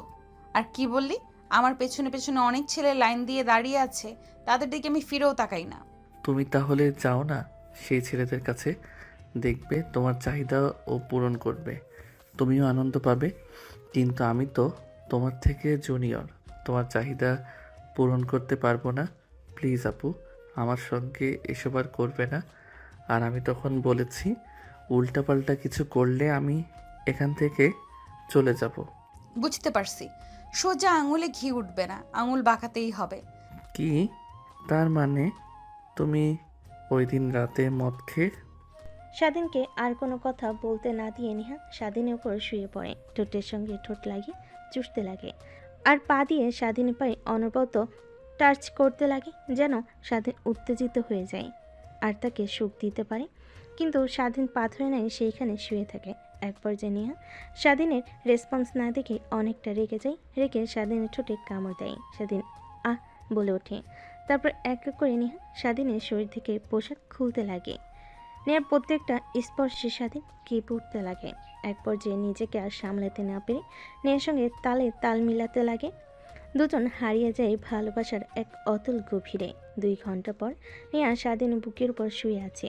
যাতে নেহার চুলগুলোতে হাত বুলিয়ে দিচ্ছে, যেন সে নিজের মধ্যে নেই। ঠিক তখনই নেহা বলে ওঠে, আচ্ছা জানিস, তোকে যে বলেছিলাম না আমি ড্রিঙ্ক করে মাতাল হয়ে তোর সঙ্গে ওইসব করেছি, মিথ্যা কথা বলেছি। আমি ড্রিঙ্ক করি অনেক আগে থেকেই, কিন্তু কখনোই মাতাল হতাম না। কিন্তু তোকে দেখে মাতাল হয়ে গেছিলাম, জোর জবরদস্তি করতে লাগি। ভেবেছিলাম তুই বাজে, কিন্তু না। কিন্তু ওই দিনের পর থেকে তোকে নিয়ে ভাবতে ভাবতে কখন যে তোকে ভালোবেসে ফেলেছি আমি নিজেও জানি না। বিশ্বাস কর, আমি তোকে অনেক ভালোবাসি। হ্যাঁ, বুঝতে পারছি। আর কিছু বলবেন? কি বুঝলি তুই? নেহা স্বাধীনের বুকের উপর থেকে মাথা উঁচু করে স্বাধীনের দিকে তাকিয়ে কথাটা বলে। এইটাই বুঝতে পারলাম যে আমি আপনার চাহিদা পূরণ করার বাহক মাত্র। এসব ভালোবাসার অভিনয় করতে হবে না। আমি কি বলি, একটা ভালো ছেলে দেখে বিয়ে করে ফেলেন, অযথা কোনো ছেলের জীবন নিয়ে খেলা না করে। হ্যাঁ, বিয়ে তো করতে চাই, কিন্তু যাকে করব সে তো আর রাজি হচ্ছে না। কোনো জোর করে ওইসব করতে পারলে, কেন জোর করে এইসব করতে পারলে আমার সঙ্গে অন্য আরেকটি ছেলেকে উঠে বিয়ে করতে পারবেন না? সব অভিনয় করেন আপনি, তাই না? হ্যাঁ, অভিনয় তো করি বটে, কিন্তু আগে সকালটা হতে দে, তারপর তোকে দেখাচ্ছি। স্বাধীন নেহার দিকে একবার তাকিয়ে উপরের দিকে তাকিয়ে বলে। স্বাধীন আর কিছু বলে না, কারণ সে ভালো করে জানে নেহার সঙ্গে যত কথা বলবে ততই নেহা তার সঙ্গে তর্কাতর্কি করবে। এক পর্যায়ে স্বাধীন নেহাকে শক্ত করে জড়িয়ে ধরে অবাক হয়ে যায়, তারপর ঘুমিয়ে যায়। পরের দিন সকালবেলা ঘুম থেকে স্বাধীন উঠে দেখে নেহা নেই। বুঝতে পারে যে সে রুম থেকে চলে গিয়েছে। ভাবতে লাগে কালকে রাতে নেহা কিভাবে রুমে প্রবেশ করলো। ভাবতে ভাবতে হঠাৎ নজর যায় বিছানার দিকে, দেখতে পায় রক্তের ছিটে লেগে আছে। স্বাধীন ভয় পেয়ে যায়, যদি এটা তার বোন দেখে ফেলে তাহলে তো স্বাধীনকে সন্দেহ করবে। তাই তড়িঘড়ি করে শোয়া থেকে উঠে বিছানার চাদরটি নিয়ে ওয়াশরুমে চলে যায়। গোসল করে চাদরটি ধুয়ে দিয়ে ছাদে শুকিয়ে দিয়ে যে নিচে নামতে যাবে অমনি নেহার সঙ্গে দেখা হয়। স্বাধীন মাথা নিচু করে নিচে নামছিল সিঁড়ি দিয়ে। ঠিক তখনই স্বাধীন হাত আলতো করে চেপে ধরে নেহা বলে, কিরে, হঠাৎ আজ এত সকালে ছাদে উঠেছিলে কেন? কালকে রাতে যা করেছেন, যদি আপুর সঙ্গে ধরা খাই তার কারণেই ছাদে এসে জামা কাপড় আর বিছানার চাদর শুকাতে দিয়েছি। স্বাধীনের কথা নেহা বুঝতে পারে, অনেকটা লজ্জা পায়। তারপর স্বাধীনকে দেওয়ালের সঙ্গে চেপে ধরে মাথা পিছন দিকে হাত দিয়ে কিস করতে লাগে। স্বাধীন রেগে গিয়ে নেকে ধাক্কা দিয়ে সরিয়ে দেয়। কি শুরু করেছেন আপনি? হ্যাঁ বলেন তো। আমি বলছি যে আমি আপনার ছোট, তারপরেও এসব করছেন। আবার প্রকাশ্যে যদি আপু দেখে ফেলে তখন কি হবে ভাবতে পারছেন না একবার? জ্যান্ত পুঁতে রাখবে মাটিতে আমাকে। এমনিতে কোনো মেয়ের সঙ্গে দেখতে পারে না আমাকে, এর কারণে আমার কোনো মেয়ে ফ্রেন্ড নেই। কথাগুলো কেন জানি নেহার বুকে তীরের মতো এসে লাগে। তারপর নেহার পাশ কাটিয়ে স্বাধীন নিচে চলে আসে। তারপর স্বাধীন রুমে গিয়ে জামা কাপড় পরে নেয়। রুমে বসে বন্ধুর সঙ্গে কথা বলছিল, তখন স্বাধীনের বোন এসে খাবার খাওয়ার জন্য বলে। তারপর স্বাধীন রুম থেকে বের হয়ে নিচে গিয়ে খাবার খেয়ে নেয়। তারপর স্বাধীন তার বোনকে বিদায় জানিয়ে নিচে চলে আসে। তখনই নেহা এসে স্বাধীনের হাত চেপে ধরে। স্বাধীন নেহার কাছ থেকে তার হাত সরানোর চেষ্টা করে। ঠিক তখনই নেহা স্বাধীনের দিকে রাগী দৃষ্টিতে তাকায়। স্বাধীন নেহার তাকানো দেখে ভয় পেয়ে চুপসে যায়। তারপর একটা রিক্সা দাঁড় করিয়ে নেহা উঠে পড়ে, সঙ্গে স্বাধীনও। তারপর রিক্সাওয়ালা মামাকে কাজী অফিসের কথা বলতে স্বাধীন অবাক হয়ে যায়। নেহাকে কিছু বলবে, কিন্তু তার অগ্নি মাখা চোখের সামনে আসার সঙ্গে সঙ্গে সব কিছু ভুলে যায়। একটু পর কাজী অফিসে চলে আসে নেহা। স্বাধীনকে কাজী অফিসের সামনে দাঁড় করিয়ে কথায় যেন চলে যায়। সে পালাবে কিনা এসবই ভাবছে, কিন্তু কেন যেন তখনই নেহা তার সঙ্গে 4-5 জন লোক নিয়ে আসে। তারপর নেহা স্বাধীনের কাছে এসে হাত চেপে ধরে কাজী অফিসের ভিতরে চলে যায়। কাজী অফিসের সামনে থাকা 2টা চেয়ারে স্বাধীন আর নেহা বসে পড়ে। আরে নেহা মা, তুমি এখানে? হ্যাঁ আঙ্কেল, বিয়ে করব। কি বলছো মা? বিয়ে করবে মানে? বিয়ে তো আর সামান্য বিষয় নয়, এর জন্য সাক্ষী লাগে আর বাবা মার মত লাগে। কিন্তু তোমার মা বাবা কই? কাউকে তো দেখতেছি না। কিন্তু আঙ্কেল, আপনি হয়তো বা ভুলে গিয়েছেন যে একটা মেয়ে আর ছেলের প্রাপ্তবয়স্ক হলে তারা বিয়ে করতে পারে, বাবা মার কোনো দরকার পড়ে না। তো আপনাকে যা করতে বলেছি তাই করেন, আর এই 4জন হচ্ছে আমাদের সাক্ষী। ঠিক আছে মা। তারপর কাজী সাহেব স্বাধীন আর নিহার দুজনেই বিয়ের কার্যক্রম করতে লাগে। একটু পরে স্বাধীনকে কবুল বলতে বললে স্বাধীন কবুল বলে না। পাশ থেকে নেহা স্বাধীনকে তার কাছে এগিয়ে নিয়ে এসে কানে কানে বলতে লাগে। দেখ, এখন যদি কবুল না বলিস, সিনক্রেট করিস, তাহলে আমার কাছে যে ভিডিওটা আছে তা তোর বাবা মার কাছে পাঠিয়ে দেব। আর তোর বোনকে আমি কান্না করে করে তোর সম্বন্ধে উল্টাপাল্টা কথা বলবো। তখন দেখি তুই কিভাবে আমাকে বিয়ে না করে, তখন আমাকে এমনিতে তোকে বিয়ে করতে হবে। এর থেকে আমি যা বলি, তুই আমাকে বিয়ে কর। কেউ জানতে পারবে না, তুই লেখাপড়া কর, প্রতিষ্ঠিত হলে তখন আমরা না হয় সবাইকে বলে দিব। কিন্তু আপু, আমি তো আপনাকে ভালো। স্বাধীনের কথা শেষ না হতে নিহা স্বাধীনের হাত শক্ত করে চেপে ধরে আর চোখে বড় বড় করে তাকিয়ে থাকে। স্বাধীন ভয় পেয়ে ঢোক গিলে সামনে থাকা গ্লাস থেকে পানি ডকডক করে খেয়ে ফেলে। তারপর একসঙ্গে কবুল কবুল বলে ওঠে। নেহাকে বলার সঙ্গে সঙ্গে নেহা কবুল বলে ওঠে। তারপর কাজী সাহেব দেনা পাওনা দিয়ে নেহা আর স্বাধীন দুজনেই কাজী অফিস থেকে বের হয়ে আসে। স্বাধীন কান্না করতে লাগে। নেহা এটা দেখে ভুরু কুচকে স্বাধীনের দিকে তাকায়। কিরে, তুই কান্না করছিস কেন? কান্না করব না কি করব? তোমার মতো একটা বুইড়া বেটির সঙ্গে আমার বিয়ে হয়েছে, আর আমাকে কোনো মেয়ে বিয়ে করবে না কারণ আমি বিবাহিত। আমার কতদিনের স্বপ্ন ছিল একটা জুনিয়র মেয়েকে বিয়ে করব, সুখের সংসার করব। তার হবে না? কেন হবে না? সব হবে। আমি তো আছি নাকি তোর পাশে? কথাটা বলে নেহা স্বাধীনের চোখে থাকা পানি টিস্যু দিয়ে মুছতে লাগে। স্বাধীন মুখ তুলে সামনে তাকিয়ে অবাক হয়, কারণ তার বন্ধু সজীবের হাত একটা মেয়ের হাত চেপে ধরে এইদিকে নিয়ে আসছে। কান্তার বন্ধু সজীব একটা মেয়ের হাত চেপে ধরে এইদিকে নিয়ে আসছে। স্বাধীন দেখে অবাক হয়ে যায়। সজীব তার মুখ ঢেকে ফেলে, কারণ স্বাধীনের চোখ আড়াল হয় না। কী রে সজীব, তুই এখানে? আর এই মেয়েটাই বা কে? ওহ ভাইয়া, তাহলে আপনি স্বাধীন আর এ হচ্ছে বাটপার সুজিত। আমাকে বিয়ার লগন দেখে অনেক কিছু করেছে, কিন্তু এখন আর বিয়ে করতে চাচ্ছে না, তাই জোর করে বিয়ে করতে নিয়ে এসেছি ভাইয়া। যখন আসছেন তাহলে উপকার হয় আমাদের সাক্ষী দিয়ে দেন। মেয়েটার কথা শুনে স্বাধীন অবাক হয়ে যায়। ড্যাব ড্যাব করে সজীবের দিকে তাকিয়ে থাকে। কে রে, এই মেয়েটা কে? আর যা বললো তা কি আদৌ সত্যি নাকি মিথ্যা কথা? আরে ভাই হ্যাঁ, এর সঙ্গে আমার অনেক দিনের রিলেশনশিপ। তুই জানিস না, তোর অগোচরে অনেক কিছু করেছি আমরা। কিন্তু আমি তো এখানে কি বিয়ে করতে পারবো না? আমার লাইফে আছে, পড়ালেখা এখনও শেষ করিনি। তাহলে বিয়ে করে খাওয়াবো কি? আমি কি তোকে খাওয়াতে বলছি? আমাকে বলছি শুধু আমাকে বিয়ে কর।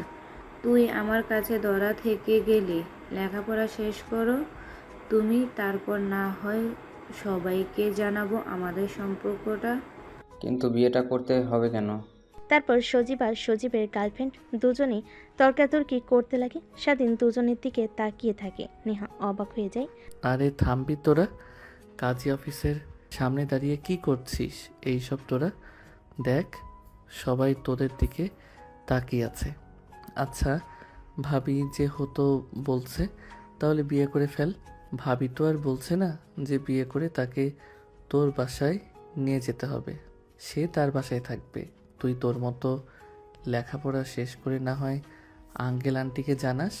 স্বাধীনের কথা শুনে সজীব হাবোধক মাথা নাড়ায়, কারণ স্বাধীন সত্যি কথাই তো বলেছে। তারপর দুজনে কাজী অফিসে চলে যায়। কাজী সাহেব নেহা আর স্বাধীনকে দেখতে পেয়ে বলে, এবার কি এখন কি তোমাদের ডিভোর্স লাগবে নাকি? কারণ এখন তো বিয়েকে সবাই খেলনা মনে করে। সজীব আর নেহা কাজী সাহেবের দিকে ড্যাব ড্যাব করে তাকিয়ে থাকে, আবার স্বাধীনের দিকেও তাকিয়ে থাকে। স্বাধীন পরিস্থিতি স্বাভাবিক করার জন্য বলে, আরে আঙ্কেল না, এ যে আমার বন্ধু, এ বিয়ে করবে, এর জন্য এসেছি সাক্ষী হিসেবে। ও আচ্ছা, তাই বলো। আমি আবার উল্টো পাল্টা চিন্তা করেছি। তা বস তোমরা। স্বাধীন আর নেহা সজীব আর সজীবের গার্লফ্রেন্ড বসে পড়ে। তারপর কাজী সাহেব বিয়ের কার্যক্রম শুরু করে বিয়ে পড়ানো শুরু করে। বিয়ে পড়ানো শেষ হলে বাহিরে চলে আসে। স্বাধীনের দিকে সজীব ড্যাপ ড্যাপ করে তাকিয়ে থাকে। স্বাধীন এটা দেখে পরিস্থিতি সামলানোর জন্য বলে, আরে ভাই, এইভাবে তাকিয়ে আছিস কেন? কোনো লাভ হবে না, বুঝলি? এখন চল, ট্রিট দিতে হবে আমাদের। বিয়ে করেছিস না? সেটা না হয় বুঝতে পারলাম, বাট কাজী সাহেব তোমাদের দুজনকে দেখে ওই কথা বললো কেন? ডিভোর্সের কথা, আবার বিয়ের কথা। আরে উনি আমাদের হয়তোবা অন্য কেউ ভেবে নিয়েছে। বাদ দে, চল এখন। না না না, যাওয়া যাবে না। আগে এটার উত্তর দে, তারপর। আচ্ছা আপু, আপনি বলেন তো কি হয়েছে? তারপর সজীবকে নেহা সব কথা খুলে বলে তাদের বিয়ের কথা। শুধুমাত্র সজীব কথাটা শুনে হাসতে লাগে। স্বাধীনের অনেক রাগ হতে লাগে। সজীবের কাছে গিয়ে একটা ঘুষি মেরে বলতে লাগে, দেখ, তোর বিয়ের কথা আমি জানি, আমার বিয়ের কথা তুই। বাই চান্স কেউ যদি জানতে পারে আমাদের এই বিয়ের কথা, তাহলে কিন্তু খবর আছে। আর তোর কথা আমি সবাইকে বলে দেব তখন। আরে পাগল নাকি তুই? কাউকে বলবি না, আমিও কাউকে বলবো না। এখন চল, তুই আমাকে ট্রিট দিবি। আমি কেন তোকে ট্রিট দিতে যাব? তোদের বিয়ের সাক্ষী আমরা দিয়েছি, আমাদের তুই ট্রিট দিবি? তখনই নেহা পাশ থেকে বলে, চলো, তোমাদের কাউকেই ট্রিট দিতে হবে না, আমি তোমাদের খাওয়াবো। তারপর দুইটা রিক্সা দাঁড় করিয়ে চারজন উঠে পড়ে। তারপর একটা রেস্টুরেন্টের সামনে গিয়ে নেমে রিক্সাওয়ালাকে ভাড়া দিতে চলে যায়।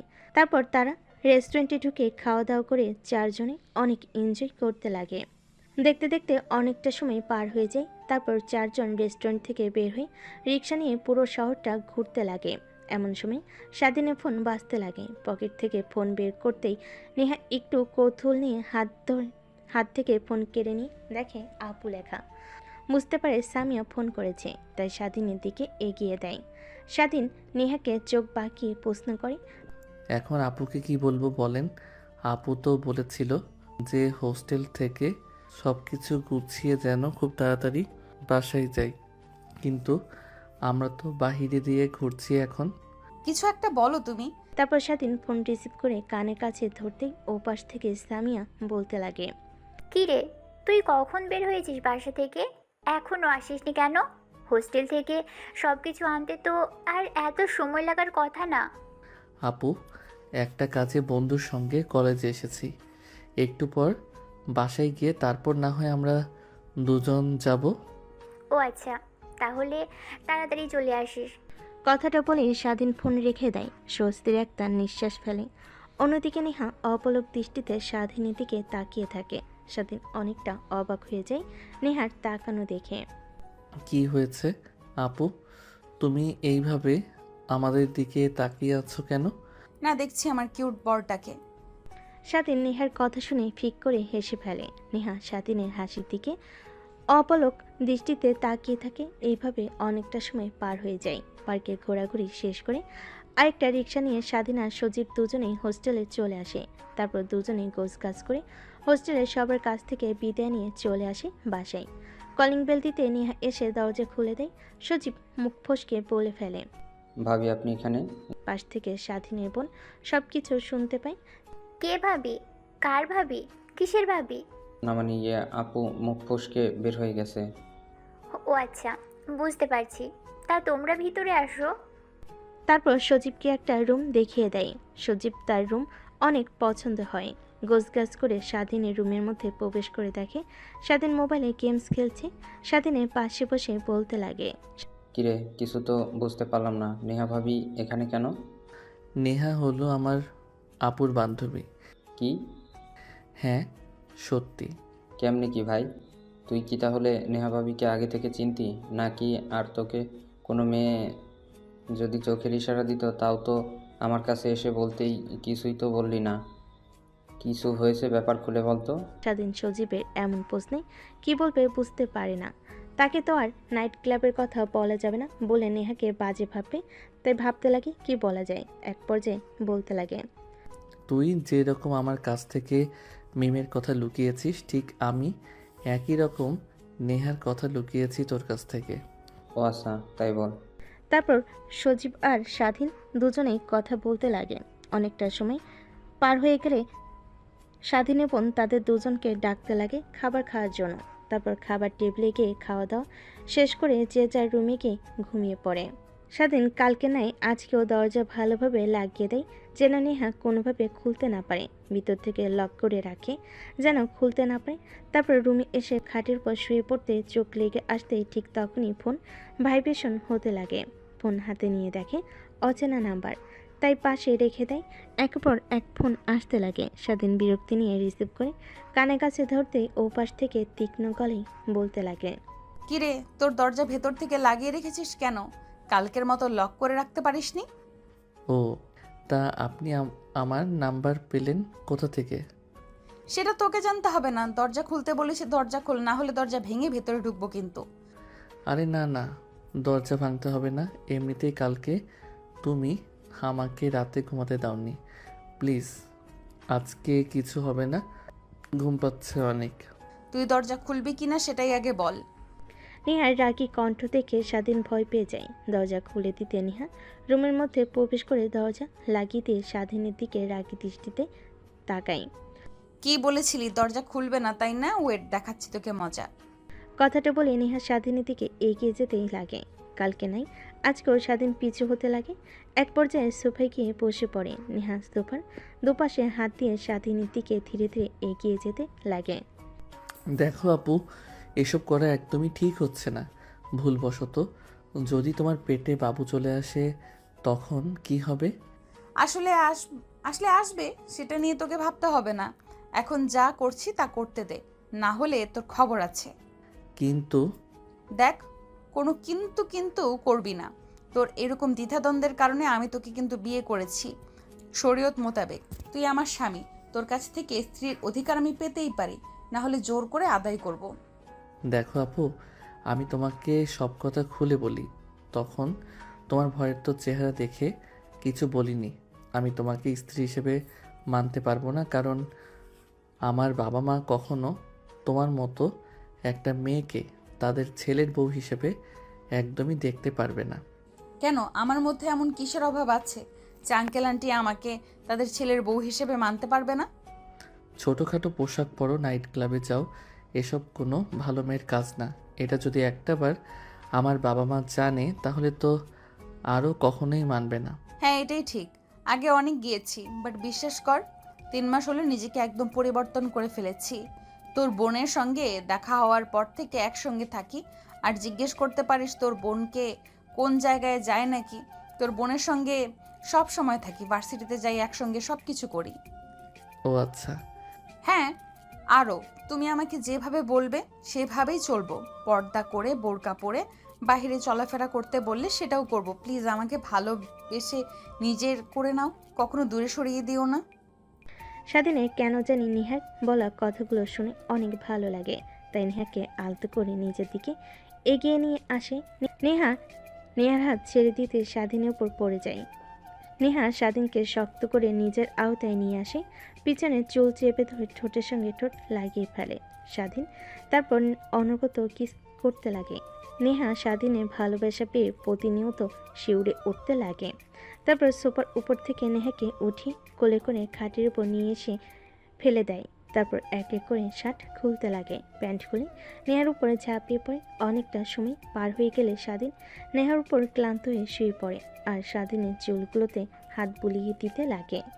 এমন সময় স্বাধীন নেহাকে প্রশ্ন করে, আচ্ছা, কিভাবে এত কিছু হয়ে গেল? তাই না, আপনি কি আমাকে আগে থেকে চিনতেন, পছন্দ করতেন? সত্যি বলতে হ্যাঁ, অনেক আগে থেকেই। আর কোনো কথা নেই। শুনছে আর নীরবতা দুজনের মধ্যে বিরাজ করে। একটু পর নেহা স্বাধীনকে তার উপর থেকে সরিয়ে ফ্লোর থেকে পায়জামা আর 3 পিস পরতে লাগে। স্বাধীন নেহার দিকে অপলক দৃষ্টিতে তাকিয়ে থাকে। এক পর্যায়ে খাট থেকে উঠে পিছন দিক থেকে নেহাকে শক্ত করে জড়িয়ে ধরে ঘাড়ে অনবরত কিস করতে লাগে। নেহা মুচকি একটা হাসি দেয়। আরে কি করছো, ছাড়ো, সকাল হয়ে যাবে। আবার না ঘুমালে কালকে আবার ভার্সিটিতে যেতে হবে, উঠতে পারবো না। হলে হবে, সমস্যা কি? চলো আবার। কি না, আর পারবো না, সরি, মাফ চাই। আজকের মতো এখানেই সমাপ্ত, কালকে। এইটা বলে কোনো লাভ হবে না। কথাটা বলে স্বাধীন নেহাকে কোলে তুলে নেয়। তারপর বিছানায় নিয়ে গিয়ে এক এক করে নেহার শরীর থেকে জামা কাপড় খুলতে লাগে। আবারও দুজন হারিয়ে যায় ভালোবাসার অতল সাগরে। অনেকক্ষণ পর স্বাধীন ক্লান্ত হয়ে নেহাকে জড়িয়ে ধরে শুয়েছিল। এমন সময় স্বাধীনের মাথায় একটা প্রশ্ন ঘুরপাক খায়। নেহার দিকে তাকিয়ে ছোট্ট করে একটা আলতো করে কিস করে বলতে লাগে, একটা প্রশ্ন করব, যদি কিছু মনে না করো। কেন? একটা কেন, হাজারটা প্রশ্ন করো, আমি সব প্রশ্নের উত্তর দিব নির্দ্বিধায়। আচ্ছা, আপনি কি এতিম না আপনার ফ্যামিলি আছে? আমার ফ্যামিলি আছে, বাবা মা ভাই বোন সবাই আছে। তাহলে একা থাকেন কেন? আর আপু বলল যে আপনার কথা মা বাবার কাছে, আপনি নাকি আপনার মা বাবার সঙ্গে অভিমান করে রয়েছেন। হ্যাঁ, কিন্তু কেন? তুমি যেহেতু আমার স্বামী, তোমাকে সব কথা বলার অধিকার আছে। আমার বাবা হলো এই শহরের নামকরা বিজনেসম্যান, নাম্বার 1 কোম্পানির মালিক ইমরান চৌধুরী। তুমি হয়তোবা নাম শুনেছো। হ্যাঁ, শুনেছি তো, অনেক কোটিপতি বাংলাদেশের নাম্বার 1 কোম্পানির মালিক। হ্যাঁ, কিন্তু এটাই হলো আমার শত্রু। প্রতিনিয়ত বাবার রুলস ফর্মালিটি মেনে চলতে তার বডিগার্ড সর্বক্ষণ আমাকে পাহারা দেয়, আমার যা একদমই ভালো লাগে না। আর তাদের লাইফস্টাইল আমার অনেক বাজে লাগে, তাই সাধারণ মানুষের মতো জীবনযাপন করতে চাই। বাবাকে বলতে নিলে সে বলে তার অনেক শত্রু, আমার বিপদ হবে, তাই সে আমাকে একা ছাড়তে চায় না। তাই বাবা মার সঙ্গে ঝামেলা করে আমি বাসা থেকে বের হয়ে আসি। তারপরে শহরে এসে এই বাসা কিনে এখানে উঠি। তারপর ভার্সিটিতে গেলে তোমার বোনের সঙ্গে আমার পরিচয় হয়, সেই থেকেই আমরা দুজন একসাথেই থাকি। ও আচ্ছা, তাহলে এই ব্যাপার। আঙ্কেল তো ঠিকই বলেছে, কারণ কোটি কোটি টাকার মালিক হলে তার শত্রু অনেক থাকে। তোমার কোনো ক্ষতি হতে পারে যদি কেউ জানতে পারে তুমি এখানে আছো। আরে কিছুই হবে না, বাইরের মানুষ খুব একটা আমাকে চেনে না। তারপর অনেক কথা বলতে লাগে। নেহা স্বাধীনকে অনেকটা সময় পার হয়ে গেলে নেহার শরীরের ওপর থেকে স্বাধীন উঠে পড়ে। নেহা ফুলোর থেকে পায়জামা আর 3 পিস পরিধান করে নেয়। স্বাধীন ওয়াশরুমে চলে যায় গোসল করার জন্য। বাহিরে এসে দেখে নেহা নেই, বুঝতে পারে তার রুমে চলে গেছে। তারপর ঘুমিয়ে পড়ে। পরের দিন সকালবেলা স্বাধীন ঘুম থেকে উঠে তার বন্ধু সজীবের ডাকে, কিরে শালা, আর কত ঘুমাবি? রাতে বুঝি ভাবির সঙ্গে বাসর করেছিস? তোর কপাল আর আমার কপাল, তুইও করলি বাসর আর আমিও ফোনে করলাম ভিডিও কলে। মানে? এত মানে জানতে হবে না তোর এখন, ওঠ তাড়াতাড়ি ফ্রেশ হয়ে নিচে আয়। আপু খাবার খাওয়ার জন্য ডাকছে, আর আজকে কলেজে যাব, অনেক দিন হলো যাওয়া হয় না, সামনে তো আবার এক্সাম। তারপর স্বাধীন শোয়া থেকে উঠে ওয়াশরুমে চলে যায় ফ্রেশ হওয়ার জন্য। ফ্রেশ হয়ে বাইরে এসে খাবার টেবিলে এসে চেয়ার টেনে বসে পড়তেই স্বাধীনের বোন স্বাধীনকে খাবার সার্ভ করতে করতে বলে, তাহলে এর জন্যই আমার কাছে তুই থাকতে চাচ্ছিলি না? নিজের মতো চলাফেরা করবি, ঠিকমতো কলেজ করবি না, ঘুমাবি, রাতভর গেমস খেলবি। কি যে বলো আপু, আসলে আজকে অনেক রাত অবধি পড়ে ঘুমিয়েছি, তাই ঘুম থেকে উঠতে লেট হয়েছে আমার। স্বাধীনের কথা শুনে পাশ থেকে মুচকি মুচকি হাসতে লাগে নেহা। সঙ্গে সজীব খাবার খাচ্ছিল। ঠিক তখনই বাম হাতে ব্যথা অনুভব করে। পাশে তাকিয়ে দেখে নেহা অনবরত তার বাম হাতের স্বাধীনের বাম হাতে চিমটি কাটছে, কিন্তু কিছু বলতে পারছে না, সহ্য করে নিচ্ছে। এক পর্যায়ে হাত সরিয়ে নেহার দিকে রাগী দৃষ্টিতে তাকাতে নেহা স্বাধীনকে চোখের ইশারা দিয়ে খাবার খেতে বলে। তারপর খাওয়া দাওয়া শেষ করে স্বাধীন তার রুমে চলে যায়। কলেজে পরিধানকৃত পোশাক পরে কলেজের উদ্দেশ্যে বেরিয়ে পড়ে স্বাধীন আর সজীব। অন্যদিকে নেহা আর স্বাধীনের বোন তারাও চলে যায় ভার্সিটিতে। একসময় মনোযোগ দিয়ে ক্লাস করতে লাগে। কলেজ ছুটি হলে স্বাধীন সজীব কলেজের বাইরে এসে রিক্সার জন্য অপেক্ষা করতে লাগে। এই সময়টাতে রিক্সা পাওয়া অনেক চাপ। একটু পরে রিক্সা পেয়ে যায়। তারপর রিক্সা নিয়ে সোজা তাদের বাসায় চলে আসে। দেখতে পায় বাড়ির সামনে অনেকগুলো কালো গাড়ি দাঁড় করানো, সামনে অনেকগুলো বডিগার্ড দাঁড়িয়ে আছে। স্বাধীন কিছু একটা ইঙ্গিত পায়, কিন্তু সেদিকে কোনো পাত্তা না দিয়ে ভিতরে ঢুকতে যাবে তার আগে সব বডিগার্ডরা স্বাধীন আর সজীবকে আটকায়। আপনারা কেউ ভিতরে ঢুকতে পারবেন না, স্যার তার মেয়ের সঙ্গে দেখা করতে গিয়েছে, একটু পর না হয় আপনারা ভিতরে ঢুকতে পারবেন, স্যার বের হয়ে না আসা পর্যন্ত। কি বলছেন এগুলো? আমার বাসা, আমি যেতে পারবো না মানে? এক প্রকার রাগ দেখিয়ে ভিতর প্রবেশ করে স্বাধীন আর সজীব। তারপর সোজা বাসার ভিতর ঢুকে দেখে বসার রুমে বসে একটার মধ্য বয়স্ক লোক, দামি স্যুট আর প্যান্ট পরিহিত। স্বাধীন দেখে বুঝতে পারে এইটা নেহার বাবা। পাশ কাটিয়ে সোজা রুমে চলে যায়। ফ্রেশ হয়ে নিচে এসে দেখে এখনও লোকটা বসে আছে। স্বাধীন তার বোনের পাশে গিয়ে বসে পড়ে। তারপর স্বাধীনের বোন স্বাধীনের সঙ্গে পরিচয় করিয়ে দিতে লাগে। তারপর দেখো, আমি তোমাদের ভালোর জন্যই এসব করেছি, আর তোমরা উল্টো আমাকে ভুল বুঝেছ। অনেক কষ্ট পেয়েছি আমি। চলো তুমি আমার সঙ্গে বাসায়। তোমার যেমন ইচ্ছা তেমনভাবে চলাফেরা করবে। তোমাকে এখানে এভাবে দেখতে একদমই পারছি না, মা।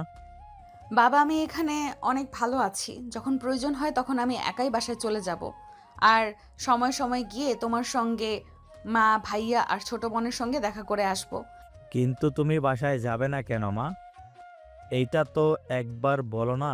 এখানে একটা ভার্সিটিতে ভর্তি হয়েছি আমি, তাই লেখাপড়া রেখে তোমার সঙ্গে যেতে পারবো না। তোমাকে বিশ্বের নামকরা ভার্সিটিতে ভর্তি করব, মা। করব, মা। বিদেশে পড়ালেখা করবে, দেশে থাকতে হবে না। চলো এখন। নেহার বাবা নেহাকে অনেক জোর জবরদস্তি করতে লাগে, কিন্তু নেহা তার বাবার সঙ্গে যেতে রাজি হয় না। এক পর্যায়ে হাল ছেড়ে দিয়ে নেহাকে বিদায় জানিয়ে তার বাবা চলে যায়। তখনই স্বাধীনের বোন নেহার কাছে গিয়ে বলতে লাগে, তুই এত বড় ঘরের মেয়ে, এই কথাটা তো আগে আমাকে কখনো বলিসনি। তোকে যদি বলতাম আগে, তাহলে আমার সঙ্গে কখনোই বন্ধুত্ব করতে না, তার কারণেই বলিনি। আর আমি তো বাবার সামনেই বললাম, সাধারণ মানুষের মতো জীবন যাপন করতে চাই আমি, তার কারণেও আর তোকে বলা হয়নি। কিন্তু আমি যা ভালো মনে করি, তোর বাবা যা করেছে তোদের ভালোর জন্যই করেছে। তোর বাবার কথা শোনা উচিত। তারপর নেহা আর সামিয়া দুজনেই অনেক কথা বলতে লাগে। ঠিক তখনই পাশ থেকে সজীব স্বাধীনের কানে কানে বলতে লাগে, শালা, তোর তো রাজকপাল রে। রাজকুমারীও পেয়ে গেলি, রাজত্বও পেয়ে যাবি কিছুদিন পরে। কি বলছিস এসব? আরে শালা, শুনলি না? নেহার বাবা এই দেশের নম্বর 1 কোম্পানির মালিক। এর জন্য কেন জানি নেহা আপুকে আমি প্রথমবার দেখে চেনা চেনা লাগছিল, কিন্তু চিনতে পারি নাই। নেহা আপুর জন্য তো অনেক ছেলে ইনস্টাগ্রামে কত ছেলের হাত পর্যন্ত কেটে পিক আপলোড দিয়েছে। আমি তো এসব দেখেছি। আর সেই মেয়ে কিনা তোর বউ। তারপর সজীব স্বাধীনকে অনেক কথা বলতে লাগে। এভাবে অনেকটা সময় পার হয়ে যায়। তারপর সবাই খাওয়া দাওয়া করে যে যার রুমে চলে যায়।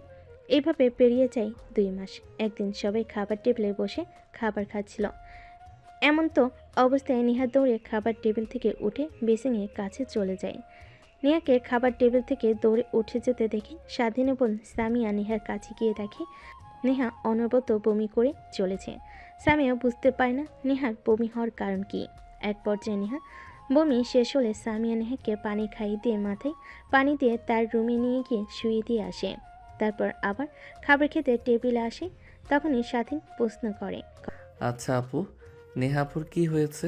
হঠাৎ করে উঠে বেলসিনের কাছে গেল যে? আরে আমিও তো বুঝতে পারলাম না কি হয়েছে ওর। গিয়ে দেখি অনবরত বমি করে চলেছে। আল্লাহই জানে মেয়েটার আবার কি হলো। কথাটা বলে স্বাধীনের বোন খাবারের প্লেটগুলো নিয়ে কিচেন রুমে চলে যায়। সজীব পিছন থেকে স্বাধীনকে কোনায় দিয়ে এক নাগারে গুতা লাগে। স্বাধীন রেখে পিছনের দিকে তাকাতেই সজীব বলে, ভাই, তুই তো এখন বাবা হতে চলেছিস। মিষ্টি খাওয়া আমাদের। বাবা মানে কি বলছিস এসব কথা তুই? আরে হ্যাঁ, কারণ একটা মেয়ে কখন বমি করে জানিস? যখন তার পেটে বাচ্চা থাকে, তখন খাবার খাওয়ার সঙ্গে সঙ্গে বমি করে। আর আমি বেশ কিছুদিন ধরে দেখছি নেহা আপুর মধ্যে কেমন যেন পরিবর্তন, পেট ধীরে ধীরে ফুলে উঠছে। সজীবের কথা শুনে স্বাধীনের মাথায় চিন্তার বাজ পড়ে যায়। কারণ এখন যদি বেবি হয় তাহলে কি হবে? তার ফ্যামিলি কি মেনে নেবে? সে এখনও তার ফ্যামিলির উপর নির্ভর করে লেখাপড়া করছে। রে শালা, কই হারিয়ে গেলি? মিষ্টি তো খাওয়া এখন আমাদের। দেখ, উল্টাপাল্টা কথা বলবি না। একদমই অসুখও তো হতে পারে নাকি? সেটাও হতে পারে, বাট আমি যা সন্দেহ করলাম তাই বললাম। আগামীকাল তুই একবার নেহাকে ডক্টরের সঙ্গে দেখা করিয়ে নিয়ে আসিস। স্বাধীন মাথা দিয়ে হ্যাঁ বোঝে। তারপর সোজা রুমে চলে যায়। রাত একটু গভীর হলে স্বাধীন রুম থেকে বের হয়ে দরজা লাগিয়ে নেহার রুমে দরজা খুলে ভিতরে ঢুকে পড়ে। দেখে নেহা বই পড়ছে। স্বাধীনকে দেখতে পেয়ে বইটা পাশে রেখে দেয়। স্বাধীন সে নেহার পাশে বসে পড়ে, মাথায় হাত বুলিয়ে দিতে লাগে। নেহা স্বাধীনের বুকে মাথা রাখে। স্বাধীন নেহাকে শক্ত করে জড়িয়ে ধরে। কি হয়েছে তোমার? এইভাবে বমি করলে কেন? জানি না, বেশ কিছুদিন হলো এরকম হচ্ছে, আর অনেক টক খেতে ইচ্ছে করছে। এর কারণ তো কিছুই বুঝতে পারছি না। নেহার কথা শুনে স্বাধীনের আরও সন্দেহ গাঢ় হয়, কারণ এই লক্ষণ তো গর্ভবতী মায়েদের একমাত্র হয়। কি ভাবছো এভাবে? আচ্ছা, আমি যদি মারা যাই তুমি অনেক খুশি হবে, তাই না? কারণ জোর করে বিয়ে করেছি, জোর করে ভালোবাসার অধিকার আদায় করে নিয়েছি। আমি মরে গেলে এইসব আর কে করবে? অনেক খুশি হবে তুমি। নেহার কথা শুনে স্বাধীনের বুকের বাঁ পাশে চিনচিনে ব্যথা হতে লাগে। কিছুই হবে না, তোমায় কিছুই হয়নি। কালকে আপুর সঙ্গে ডাক্তারের কাছে যেও, তাহলে এই চিন্তা মুক্ত হয়ে পড়বে। আর হ্যাঁ, প্রথমে হয়তো তোমাকে ভালোবাসিনি, কিন্তু এখন বিশ্বাস করো, অনেক অনেক ভালোবাসি, নিজের জীবনের থেকেও বেশি। কথাটা বলে স্বাধীন নেহার কপালে আলতো করে একটা চুমু দেয়। তারপর আবার বলতে লাগে, আচ্ছা, এখন যদি তোমার বাবা আসে আর বলে তোমাকে তার সঙ্গে নিয়ে যাবে, যেইভাবেই হোক, তখন কি তুমি আমাকে ভুলে যাবে? স্বাধীন নামে কেউ তোমার জীবনের সঙ্গে জড়িয়েছিল? আরে না, পাগল নাকি তুমি? আমার স্বামী আর আমার অ্যাকাউন্টে যত টাকা আছে তুমি আজীবন বসে খেয়েও ফুরাতে পারবে না। আমি বলবো না বিয়ে করেছি, আমার স্বামী তুমি পরিচয় করিয়ে দেব, তারপর বাবার রেগে একা চলে যাব। কথাটা বলে নেহা স্বাধীনকে জড়িয়ে ধরে। এভাবে অনেকটা সময় পার হয়ে যায়। এমন সময় স্বাধীন বলে, চলো বাইরে যাই, অনেক সুন্দর চাঁদ উঠেছে, ছাদ থেকে অনেক ভালো দেখাবে। ছাদে যাও, আমি কফি বানিয়ে আনছি। তারপর স্বাধীন কিচেন রুমে গিয়ে কফি বানিয়ে ছাদে যায়। দেখে নেহা দোলনায় বসে আছে। স্বাধীন নেহার পাশে বসে পড়ে মুক্ত আকাশে পূর্ণিমার জ্যোৎস্না দেখতে লাগে দুজন মিলে। এভাবে অনেকটা সময় পার হয়ে গেলে রাত যখন গভীর হয়, তখন স্বাধীন নেহাকে কোলে তুলে নেয়। তারপর সিঁড়ি দিয়ে নিচে নেমে নেহার রুমে নেহাকে দিয়ে স্বাধীন তার রুমে এসে ঘুমিয়ে পড়ে। পরের দিন সকালবেলা স্বাধীন ঘুম থেকে উঠে ফ্রেশ হয়ে কলেজে চলে যায়। অন্যদিকে নেহা স্বাধীনের বোনকে নিয়ে হসপিটালে চলে যায়।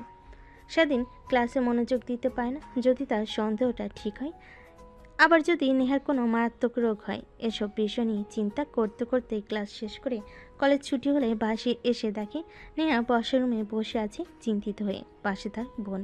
স্বাধীন রুমের দিকে যাচ্ছিল, এমন সময় পিছন থেকে তার বোন ডাক দেয়। স্বাধীন বাধ্য ছেলের মতো তার বোনের সামনে গিয়ে দাঁড়ায়। স্বাধীনের বোন বসা থেকে উঠে স্বাধীনের গালে ঠাস ঠাস করে থাপ্পড় মারতে লাগে। এইটুকু ছেলে হয়ে বিয়ে করে ফেলেছিস, আবার বাবাও হতে চলেছিস। একটাবার কাউকে জানানোর প্রয়োজন মনে করলি না?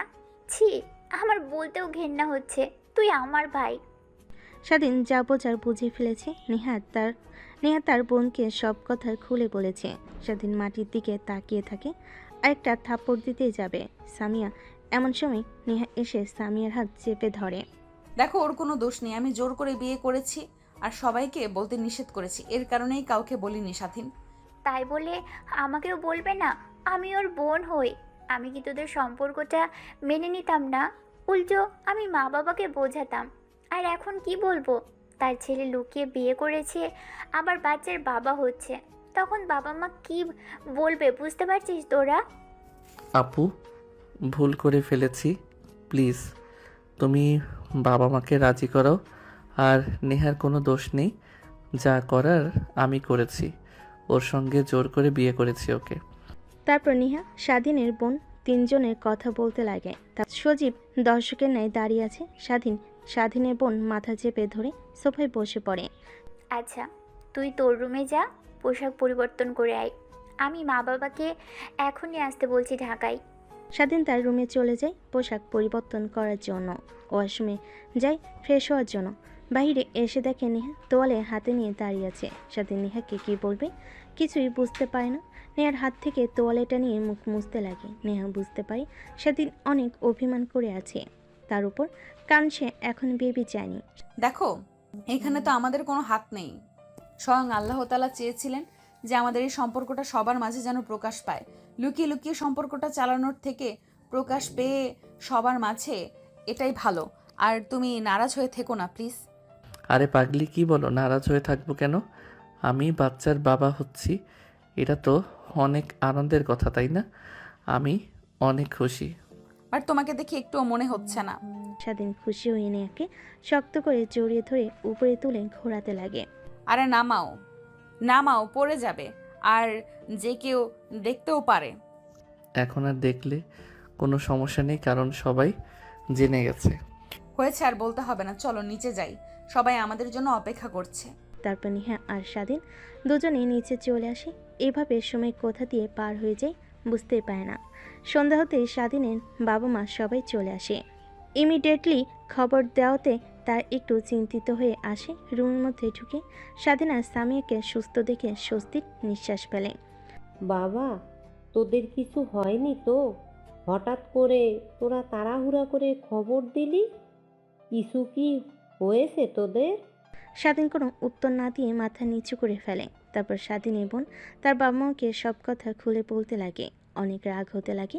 নেহার দিকে তাকিয়ে নিমিষেই সব রাগ মাটি হয়ে যায় তাদের, কারণ এত সুন্দর একটা মেয়ে। নেহা এগিয়ে এসে স্বাধীনের মা বাবার পা ছুঁয়ে সালাম করে। বেঁচে থাকো মা, বেঁচে থাকো। কিন্তু তোমরা যা করেছো একদমই কাজটা ঠিক করনি। তোমরা যদি আমাদের বলতে, আমরা ধুমধাম করে আয়োজন করে বিয়ে দিতাম। কিন্তু যা করার তো করেই ফেলেছো। এখন ছেলের বিয়ে না দেখে নানা হচ্ছি। কথাটা বলে সেইখানে থাকা সবাই হাসতে লাগে। ঠিক তখনই দরজার কলিং বেল বাজতে লাগে। স্বাধীনের বোন গিয়ে দরজা খুলে দেয়। তখনই হুড়মুড়িয়ে ভেতরে প্রবেশ করে নেহার বাবা মা, ভাই আর ছোট বোন। স্বাধীনের বাবা নেহার বাবাকে দেখে অবাক হয়ে যায়। দাঁড়িয়ে হ্যান্ডশেক করতে লাগে আর বলতে লাগে, আরে দোস্ত, তুই এখানে? আমারও তো একই প্রশ্ন, তুই এখানে কেন? আরে, এইটা হচ্ছে আমার মেয়ে আর এটা হচ্ছে আমার ছেলে। এরা দুজন এই বাসাতে থাকে। কি, তার মানে স্বাধীন তোর ছেলে? আর নেহা মামনি তোর মেয়ে। নেহার বাবা মাথা দিয়ে হ্যাঁ বোঝায়। তারপর স্বাধীনের বাবা আর নেহার বাবা দুজনেই হাসতে লাগে। তারপর সব পরিবার মিলে নেহা আর স্বাধীনকে মেনে নেয়। সবাইকে অনেক খুশি দেখে স্বাধীন আর নেহা দুজনেই অনেক খুশি হয়। দেখতে দেখতে রাত হয়ে গেলে নেহা আর স্বাধীন তাদের রুমে চলে যায়। স্বাধীন নেহার কাছে এসে খাটের উপর বসে থেকে বলতে লাগে, কখনো ভাবতেও পারিনি যে সব কিছু এইভাবে ঠিক হয়ে যাবে। ভেবেছিলাম যদি একবার কোনোভাবে আপু কিংবা বাবা মা জানতে পারে তাহলে আমার খবর আছে। হ্যাঁ, কিন্তু দেখো এখন সবাই কত খুশি। আমাদের সম্পর্কটা জানার পর থেকে আরও খুশি। তারা যখন জানতে পেরেছে যে নানা দাদা হতে চলেছে তারা। তারপর নেহা ড্রেসিং টেবিলের সামনে থেকে খাটের উপর এসে বসে। পরে স্বাধীন নেহাকে জড়িয়ে ধরে খাটের উপর শুয়ে পড়ে। না না, আর কিছুই হবে না, বলে দিলাম।